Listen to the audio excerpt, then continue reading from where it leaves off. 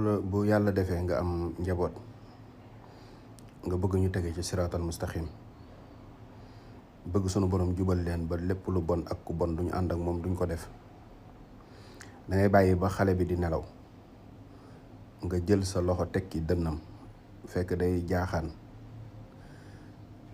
léegi nga tari fatiha bismillahi rahmaani rahim alhamdulillahi rabbil alamin arrahmaani rahim maliki yawmi ddin iyyaka na'budu wa iyyaka nasta'in ihdina siratal mustaqim. léegi ihdina siratal mustaqim boobu da nga koy baamu 21 fois ihdina siratal mustaqim ihdina siratal mustaqim ihdina siratal mustaqim ba mat 21. après nga ni siratal lazina an'amta alayhim ghayril maghdubi alayhim wala daalin nga ëf ko ci dënd bi. soo ko saxalee day sa doom jooju insha allahu rabbi doo gis dara lu la naqari ci moom.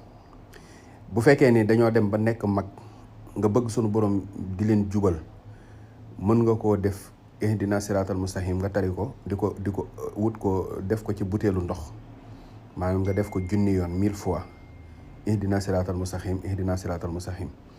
soo paree nga daal di koy ëf ci ndox di leen jox ndox moomu ñu koy naan insha allahu rabbi sunu borom dana leen jubal. kon yow mi nga xamante ne nii yaa am njaboot yow yaa ko moom.